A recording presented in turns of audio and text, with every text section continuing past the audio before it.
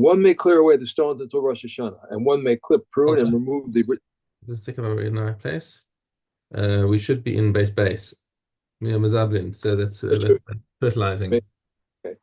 One may manure and hoe cucumber and gourd fields until Rosh Hashanah. Likewise, irrigated fields, one may cut off floors, strip off leaves, cover up with dirt, or fumigate until Rosh Hashanah. Reb Shimon says one may even remove a leaf from a grape cluster in the seventh year. One may clear away the stones until Rosh Hashanah. One may clip, prune, and remove the redundant until Rosh Hashanah. Reb Yeshua says what applies to pruning and removing the redundants in the fifth year applies also in the sixth year. Reb Shimon says, so long as I am permitted to tend the tree, I am permitted to remove the redundants. And we have one may be smear saplings, wrap them brown, trim them, make them shelters for them, and water them until Rosh Hashanah. Reb Elazar ben Zadok says, even the seventh year, one may water the branches, but not the roots. Okay. Right. Mishna, hey. Sachin es hapagim. Okay, so this is an agricultural device that that people used to do with figs. If figs were not ripening fast enough for the owner, or if they what they would do is they would smear them with oil. Apparently, that has some beneficial effect on the figs to make them ripen a little bit faster. And if you want to make them go even faster, then you take a pin and make a hole in the fig to allow the oil to seep inside as well. Okay. Now that's great for figs when you're not talking about Shemitah year, but when we are talking about Shemitah year, it's questionable. Okay, so let's see. Masachin is apagim menakvin osan al ad Rosh Hashanah. So you're allowed to do this to the figs all the way up to Rosh Hashanah, beginning of the Shemitah year. Okay, that's because obviously the fruit that has started forming. So this is just an important point to reiterate: is that fruit is judged according to the year in which it reaches chanata, which is when the flower, the flower is fertilized and starts to thicken. So as soon as Right. it starts to thicken and form that beginning stage of the fruit, that's called chanata, and that is where we chop off the ear. That's where we cut the ear. So if that happens before Rosh Hashanah, actually, beg your pardon, before Tu B'Shvat, okay, Okay. it's actually not really much of a difference because Rosh Hashanah is not a time that's not the time when the fruits are starting to form anyway. So between Rosh Mm-hmm. Hashanah and Tu B'Shvat, I don't know if there's any fruit in the northern hemisphere that that ripens that reaches that stage anywhere in between Rosh Hashanah and Tu B'Shvat. So it's a bit of an academic discussion. Right. Um, but at any rate, these fruits over here that were formed during the sixth year, even during the seventh year, they will be sixth year fruit, and and you are allowed to harvest those fruit. Mm-hmm. However, this work that you're doing over here,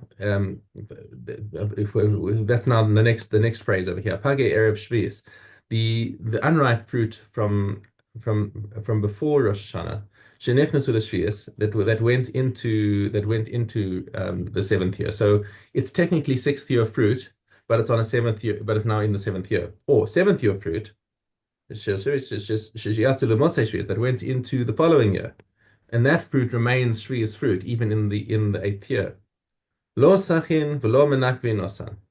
You are not allowed to anoint it, and you're not allowed to puncture it. Thus says the Tanna Kama.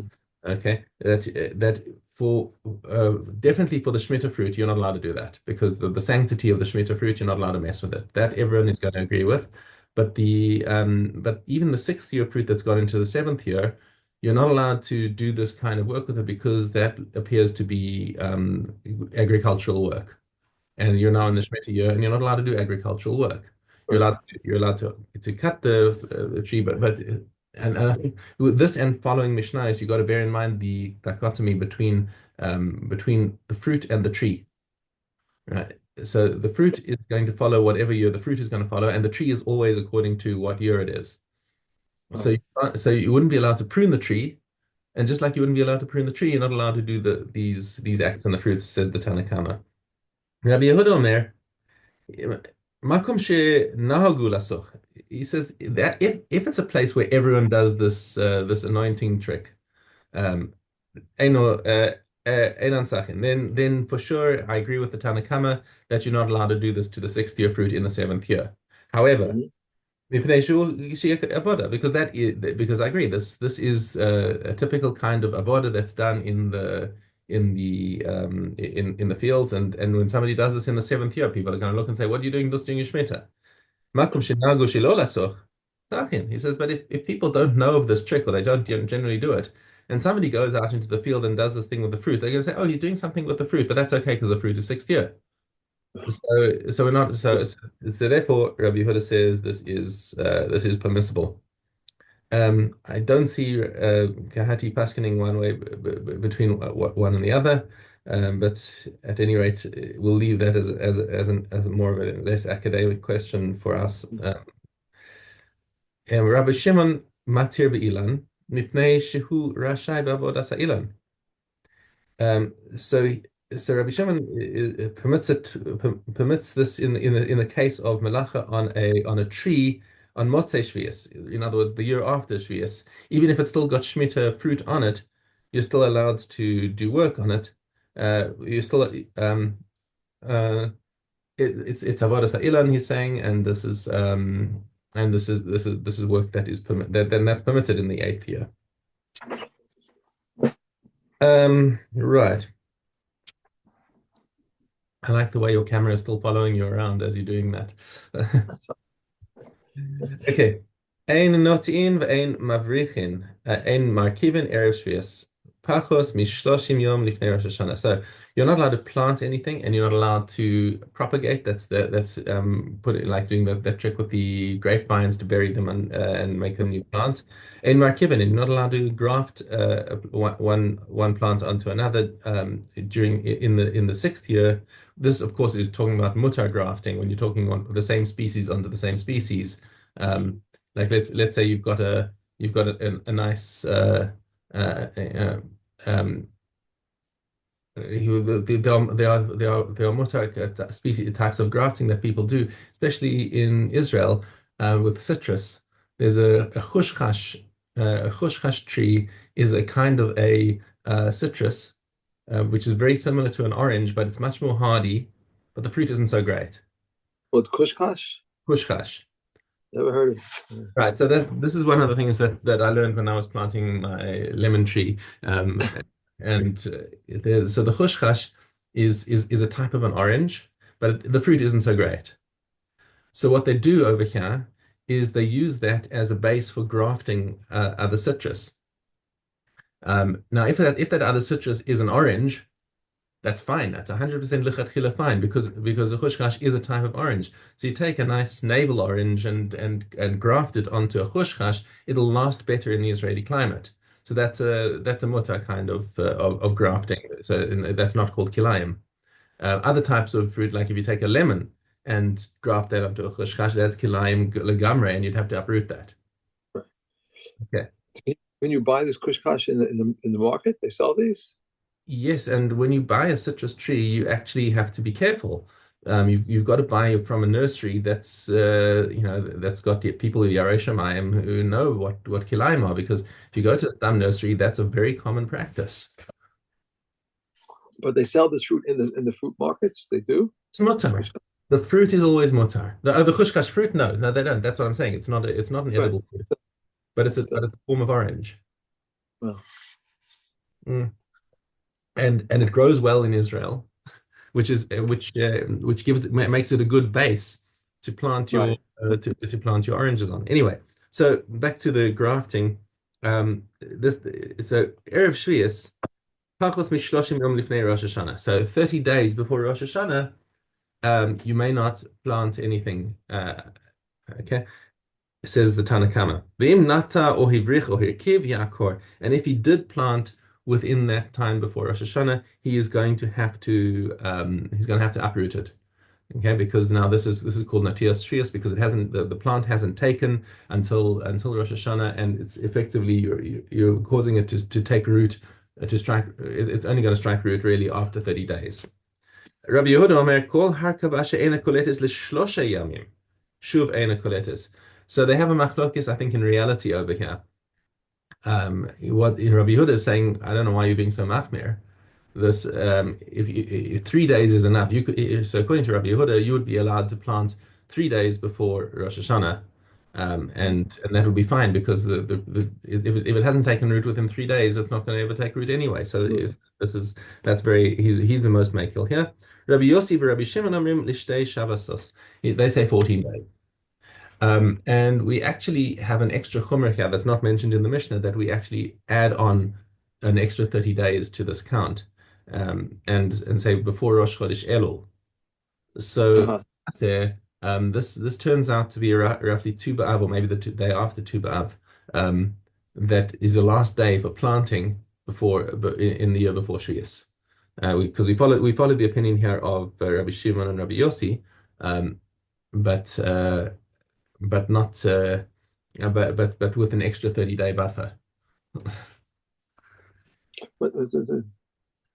Um, according to Reb Rosh Hashanah, 30 days for absorption.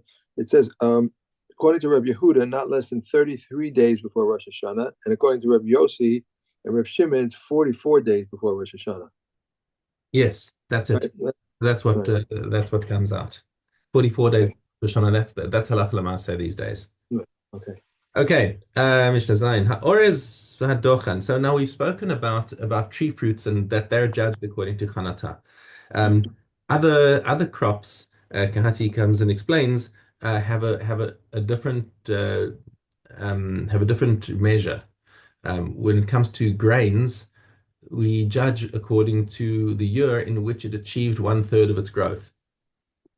Okay, so it's possible, and that these things were planted before they were planted before Rosh Hashanah. They started growing before Rosh Hashanah, and even achieved 1/3 of their growth, and then they carried on into the seventh year.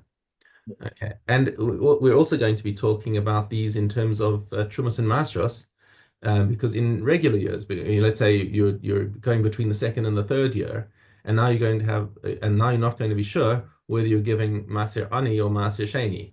Any. Right. Okay, so all of this is judged according to the year in which they achieved 1/3 of their growth. Vegetables, as distinct from the grains, are judged according to when they're harvested, finished. Okay. All right. Okay, so that's it. So yeah, Orez v'dochan, so that's rice and millet and poppies, shumshamin and sesame. Sheshrishu lifnei Rosh Hashanah, they put out their roots before Rosh Hashanah, and this is the judge. This is distinct from grains. These ones that are struck root before Rosh Hashanah, we judge them according to misasrin l'she'avar. They are judged according to the year before Rosh Hashanah.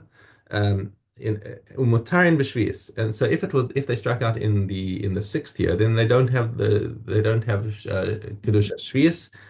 The imlav asurin b'shvius umis asrin l'shana haba.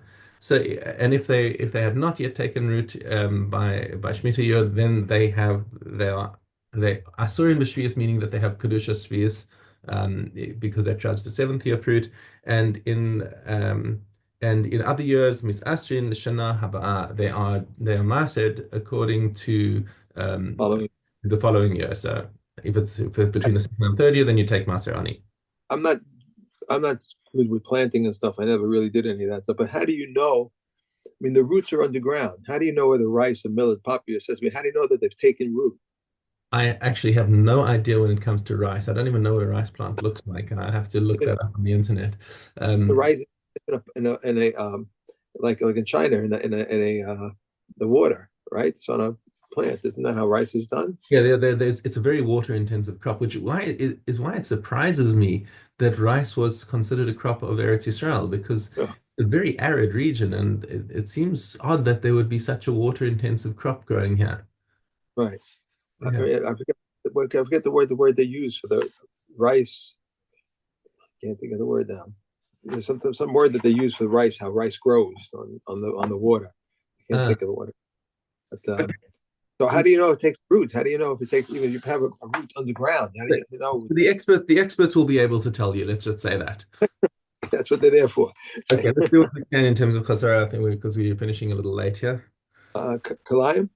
Yes. We have, okay.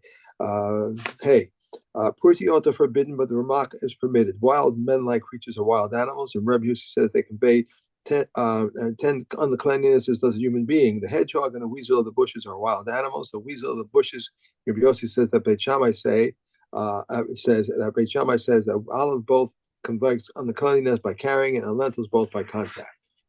The wild ox is a kind of domesticated animal, but Rabbi Yossi says it is also kind of an undomesticated animal. The dog is a kind of undomesticated animal, where Meir says it's a kind of domesticated animal. The pig is a kind of domesticated animal, and the wild donkey is a kind of undomesticated animal. The elephant and the ape are kinds of undomesticated animals, and a man may draw, plow, or drive with any of them. The Kalayim prohibition applies only to wool and linen. Only to wool and linen are rendered unclean by Nagayim. The priests wear for service in the temple only wool and linen, and the camel's wool and sheep's wool have been hackled together. If the greater part is camel's wool, it is permitted, but if the greater part is sheep's wool, it is forbidden. It is half and half, it is forbidden, and the same applies to linen and hemp hackled together. Okay. Okay. Demai. Zion.